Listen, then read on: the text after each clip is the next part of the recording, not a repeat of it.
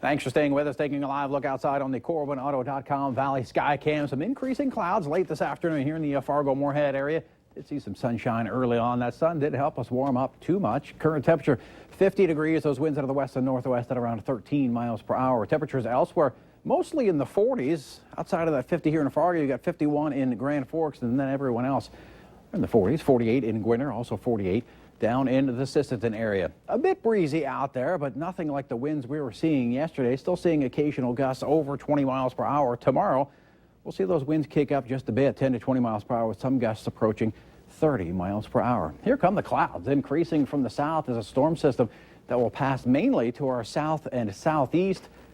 That will give some parts of the area a chance for some rain underneath those clouds. We are seeing some rain. The leading edge not reaching the ground, but further off toward the south, we are seeing some rain showers, some thunderstorms, even a little bit of snow in parts of western Nebraska, and a tornado watch for parts of eastern Nebraska. That storm will ride up towards the northeast and give parts of our area a little bit of rain and snow. We'll show you that in the hour-by-hour forecast. Tornado watch for parts of eastern Kansas, northwestern Missouri, southwest Iowa, I should say. Idaho is on the other side of the country. One tornado warning in southeastern Kansas. Numerous severe thunderstorm warnings along a cold front as it continues to push its way through the southern plains. Big story, though, Hurricane Matthew. There it is on the radar, about 80 miles to the east of the Florida coast, and expected to move off towards the northwest. We're going to zoom this on out and show you the satellite picture.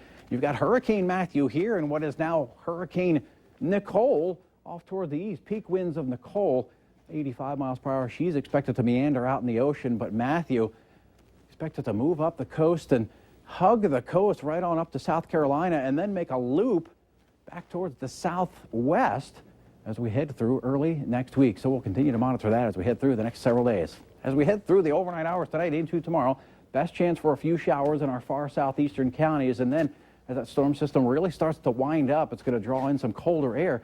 Northeastern Minnesota could see some accumulating snow, some minor accumulations, and maybe a few rain and snow showers on the backside of the system for parts of our northern counties, especially as we head through the day tomorrow. Some of that may reach as far south as I-94 and the Highway 10 corridor for parts of the day as well. But the best chance will stay off toward the east. The bigger story tomorrow will be the strong and gusty winds again out of the northwest, and temperatures cooler than today. Most areas not getting out of the 40s.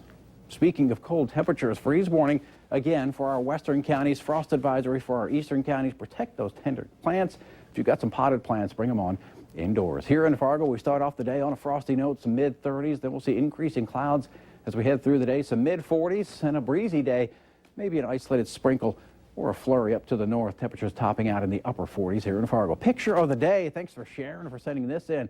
Beautiful fall day on Turtle Lake, this in the Bemidji area. Going to use that as the background of our 7-day forecast. And again, it's going to be a chilly one on Friday with some sprinkles or flurries. May see that again early on Saturday in a few areas, including the Fargo-Moorhead area. A few rain or snow showers. Sunday, a little bit warmer, low 60s, some upper 60s Monday, and then we cool it back down.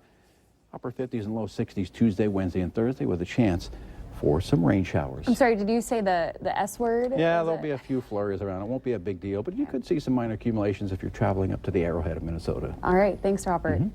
There's a drowning risk linked to some baby bathtubs. Detail of a recall and what you should do if you own one. Up next.